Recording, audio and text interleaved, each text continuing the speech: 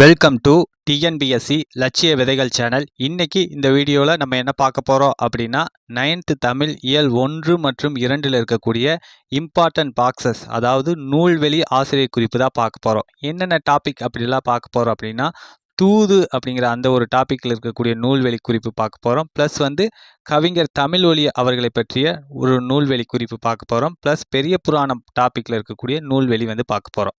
ஆக மொத்தம் 3 டாபிக்ஸ் இந்த வீடியோவில் கவர் பண்ண போகிறோம். இந்த 3 டாபிக்குமே வெரி இம்பார்ட்டன்ட், ஸ்கிப் பண்ணாமல் பாருங்கள். ஓகே, அதற்கு முன்னாடி பார்த்தீங்க அப்படின்னா எதற்காக இந்த சீரியஸ் நம்ம ஸ்டார்ட் பண்ணியிருக்கோம் அப்படிங்கிறத சொல்லுவோம். அதாவது பார்த்தீங்கன்னா தமிழில் ஒரு 100 கொஷின்ஸ் கேட்குறாங்க. அதில் 45 to 50 கொஷின்ஸ் பார்த்தீங்க அப்படின்னா இந்த பாக்ஸஸில் இருந்து மட்டுமே வருது. இந்த பாக்ஸஸ்லேருந்து வரக்கூடிய கொஷின்ஸை அடிக்க வைக்கணும் அப்படிங்கிற அந்த ஒரு நோக்கத்திற்காகவும் ப்ளஸ் ரிவிஷன் ஃபேக்டருக்காகவும் தான் இந்த சீரிஸ் நம்ம ஸ்டார்ட் பண்ணியிருக்கோம். ஓகேங்களா? ஓகே, இதுக்கு முன்னாடி பார்த்தீங்க அப்படின்னா 6, 7, 8ல் இருக்கக்கூடிய இம்பார்ட்டன்ட் பாக்ஸஸ் எல்லாமே கம்ப்ளீட்டாக போட்டோம். யார் பார்க்கல அப்படின்னா பாருங்கள், லிங்க் டிஸ்கிரிப்ஷனில் தரேன். ஓகே, இன்னைக்கு பாருங்கள், தூது அப்படிங்கிற நூல்வெளி குறிப்பு பார்ப்போம். அதாவது தூது அப்படிங்கிறது தமிழ் சிற்றிலக்கிய வகைகளில் ஒன்று தான் இந்த தூது அப்படிங்கிற அந்த ஒரு இலக்கிய வகை. சிற்றிலக்கியம் எத்தனை வகைப்படும் அப்படின்னா 96 வகைப்படும். என்னென்ன அப்படின்னா குறவஞ்சி, பல்லு, இந்த மாதிரியான சிற்றிலக்கியங்களில் உட்பட தூதுவும் ஒரு சிற்றிலக்கிய வகை தான். ஓகே, இந்த தூதுக்கு வழங்கக்கூடிய வேறு பெயர்கள்லாம் என்னென்ன அப்படின்னு பார்த்தீங்க அப்படின்னா, வாயில் இலக்கியம், சந்தி இலக்கியம் அப்படிங்கிறதும் தூது நூலுக்கு வழங்கக்கூடிய வேறு பெயர்கள். இந்த கொஸ்டின் வெரி இம்பார்ட்டன்ட், ப்ரீவியஸ் இயரில் கேட்டிருக்காங்க. அதாவது வாயில் இலக்கியம், சந்தி இலக்கியம் என அழைக்கப்படும் நூல் எது அப்படிங்கிற மாதிரி கேட்டிருக்காங்க. ஓகே, தூது அப்படிங்கிறது எதை பேஸ் பண்ணி பாடப்படுது அப்படின்னா, தலைவன் தலைவியருள், அதாவது தலைவனோ தலைவியோ இல்லை தலைவியை தலைவன் மேலோ காதல் கொண்டு ஒருவர் மற்றொருபால் செலுத்தும் அன்பை புலப்படுத்தி தம்முடைய கருத்திற்கு உடன்பட்டமைக்கு அறிகுறியாக மாலையை வாங்கி வருமாறு தூது விடுவது தான் என்ன சொல்கிறாங்க அப்படின்னா தூது அப்படிங்கிற அந்த இலக்கிய வகை. ஓகே ஓகே இதில் பார்த்தீங்க அப்படின்னா இதில் எதை முதல் எது ஈராக தூது விடுறாங்க அப்படின்னா, அன்னம் முதல் வண்டி ஈராக 10ஐயுமே தூது விடுவதாக பாடப்படுவது தான் தூது என்னும் இலக்கிய வகை. இது எந்த வெண்பாவால் ஏற்றப்படும் அப்படின்னா களி வெண்பாவால் ஏற்றப்படும். இந்த கொஷின் வெரி இம்பார்ட்டன்ட். அதாவது ப்ரீவியஸ் இயரில் இது கேட்டிருக்காங்க. அதாவது தூது பாடப்படும் பாவகை எது அப்படிங்கிற மாதிரி கேட்டிருக்காங்க. ஓகே, நெக்ஸ்ட்டு நம்ம பார்க்க போகிறது என்ன அப்படின்னா டாபிக் தமிழ் விடு தூது தான் நம்ம இந்த டாப்பிக்கில் பார்க்க போகிறோம். அதாவது பாடல் வரிகள்லாம் அருமையாக இருக்கும், நீங்கள் படித்து பாருங்கள். தித்திக்கும் தெல்லமுதாய் தெல்லமுதின் மேலான முத்திக்கனியே என் முத்தமிழே புத்திக்குள் உண்ணப்படும் தேனே உன்னோடு உவந்துரைக்கும் விண்ணப்பம் உண்டு விளம்ப கேள் அப்படின்னு தொடங்கக்கூடிய அற்புதமான வரிகள் இந்த பாடல் பகுதியில் இடம்பெற்றுள்ளது. ஓகே, இந்த தமிழ் வீடு தூதில் பார்த்தீங்க அப்படின்னா பாட்டுடை தலைவர் யார் அப்படின்னா மதுரையில் கோவில் கொண்டிருக்கும் சொக்கநாதர் தான் இந்த நூலோட பாட்டுடை தலைவர். ஓகே, இந்த நூல் எப்படி பாடப்பட்டிருக்கு அப்படின்னா, மதுரையில் கோவில் கொண்டிருக்கக்கூடிய அந்த தலைவரான சொக்கநாதர் மீது காதல் கொண்ட பெண்ணொருத்தி தன் காதலை கூறி வருமாறு தமிழ் மொழியை தூது விடுவது தான் இந்த தூது அப்படிங்கிற அந்த இலக்கிய வகை. ஓகே, இந்த தமிழ் மொழி விடு தூது எத்தனை பாடல்களை கொண்டுள்ளது, எத்தனை கன்னிகளை கொண்டுள்ளது அப்படின்னா 268 கன்னிகளை கொண்டுள்ளது. இந்த கொஷின் வெரி இம்பார்ட்டன்ட். இந்த கொஷின்ஸ் ப்ரீவியஸ் இயரில் கேட்டிருக்காங்க. ஓகே, இந்த கன்னி அப்படிங்கிறது என்ன அப்படின்னா 2 அடி, வேறு ஒன்றுமே இல்லை. 2 அடிகளில் பாடக்கூடிய பாடல் வகையை தான் கன்னி அப்படின்னு சொல்கிறாங்க. நெக்ஸ்ட்டு தமிழின் சிறப்புகளை குறிப்பிடும் சில கன்னிகள் இப்பாடப்பகுதியில் இடம்பெற்றுள்ளன. கரெக்டு தான். அதாவது தமிழ் மொழி விடுதூதில் தமிழின் சிறப்புகளை குறிப்பிடும் சில கன்னிகள் பாடப்பகுதியில் இடம்பெற்றிருக்கு.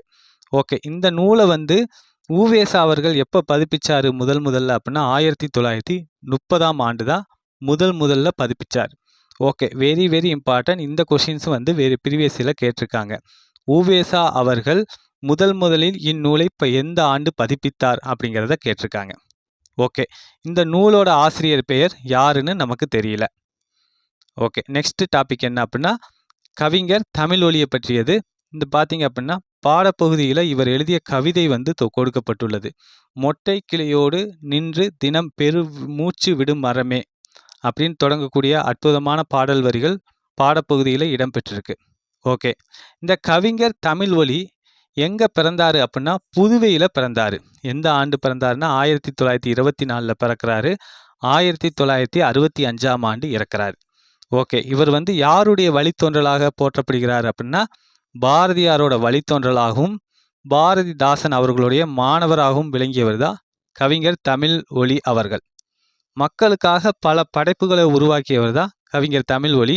அவர் இயற்றிய நூல்கள்லாம் என்னென்ன அப்படின்னு பார்த்தீங்க அப்படின்னா, நிலை பெற்ற சிலை, வீராயி, கவிஞனின் காதல், மேதினமே வருக, கண்ணப்பன் கிளிகள், குருவிப்பட்டி, தமிழர் சமுதாயம், மாதவி காவியம் உட்பட பல நூல்களை வந்து இவர் இயற்றியிருக்காரு. இந்த நூல்கள்லாம் very very important.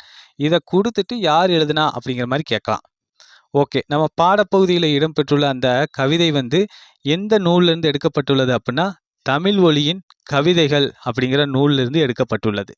Okay, next வந்து பெரிய புராணம், அந்த டாபிக் பார்க்க போகிறோம். இந்த பெரிய புராணத்தை இயற்றியவர் யார் அப்படின்னா, சேக்கிலார் அவர்கள் தான் பெரிய புராணத்தை வந்து இயற்றியிருக்காங்க. ஓகே, இந்த பெரிய புராணம் பார்த்தீங்க அப்படின்னா 2 நூல்களை பேஸ் பண்ணி இயற்றப்பட்டது. எந்தெந்த நூல்கள் அப்படின்னு பார்த்தீங்கன்னா, சுந்தரரோட திருத்தொண்ட தொகை அப்படிங்கிற அந்த ஒரு நூலையும், ப்ளஸ் வந்து நம்பியாண்டார் நம்பியோட திருத்தொண்டர் திருவந்தாதி, இந்த 2 நூல்களையும் பேஸ் பண்ணி தான், இதை அடிப்படையாக வச்சு தான் சேக்கிலார் அவர்கள் பெரிய புராணம் அப்படிங்கிற அந்த ஒரு நூலை வந்து இயற்றினார். ஓகேங்களா? ஓகே, இது வந்து வெரி வெரி இம்பார்ட்டன்ட். அந்த 2 நூல்கள் என்னென்ன அப்படிங்கிறது வெரி வெரி இம்பார்ட்டன்ட். ப்ரீவியஸ் இயரில் கேட்டிருக்காங்க.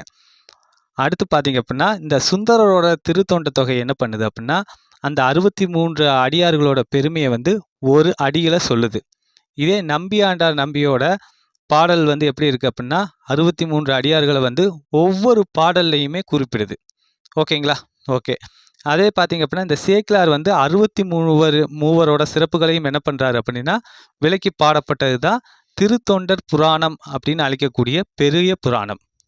ஓகேங்களா? ஓகே. ஏன் பெரிய புராணம் அப்படின்னு பேர் வந்துச்சு அப்படின்னா, இதன் பெருமை காரணமாக 63 நாயன்மார்களோட பெருமையை சொல்லும் விதமாக இது பெரிய புராணம் அப்படிங்கிற பெயர் பெற்றது. ஓகே, இந்த சேக்கிலார் அவர்கள் எந்த நூற்றாண்டை சேர்ந்தவர் அப்படின்னா, கிபி 12ஆம் நூற்றாண்டை சேர்ந்தவர் தான் சேக்கிலார் அவர்கள். ஓகே, இவர் வந்து யாருடைய அவையில் முதலமைச்சராக இருந்திருக்காரு அப்படின்னா, சோழ அரசன் 2ஆம் குலோத்துங்கன் அவையில் தான் வந்து முதன்மை அமைச்சராக வந்து இருந்திருக்காரு. இந்த கொஸ்டின் வந்து வெரி வெரி இம்பார்ட்டன்ட். அதாவது கேட்டிருக்காங்க, ப்ரீவியஸ் இயரில் கேட்டிருக்காங்க. ஓகே, இந்த நூலை பார்த்தீங்க அப்படின்னா, பக்தி சுவை நனி சொட்ட சொட்ட பாடிய கவிவளவ என்று பாராட்டுறாரு. யாரு? மகாவித்துவான் மீனாட்சி சுந்தரனார் இந்த நூலை எழுதிய சேக்கிலாரை பாராட்டுறாரு. பக்தி சுவை நனி சொட்ட சொட்ட பாடிய கவிவளவ அப்படின்னு பாராட்டுறாரு. இந்த கொஸ்டினும் வெரி வெரி இம்பார்ட்டன்ட். இதுவும் ப்ரீவியஸ் இயரில் கேட்டிருக்காங்க.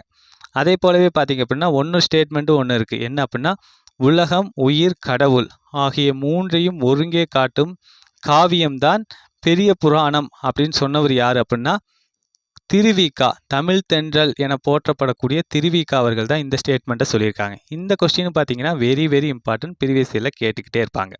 ஓகே, நம்ம வந்து 3 டாபிக்ஸ் வந்து கம்ப்ளீட் பண்ணிட்டோம். இது வரைக்கும் நீங்கள் சப்ஸ்கிரைப் பண்ணாமல் பார்த்துக்கிட்டு இருந்தால் சப்ஸ்கிரைப் பண்ணிவிட்டு பாருங்கள். உங்கள் ஃப்ரெண்ட்ஸுக்கும் ஷேர் பண்ணுங்கள். மீண்டும் அடுத்த வீடியோவில் சந்திப்போம். தேங்க்யூ.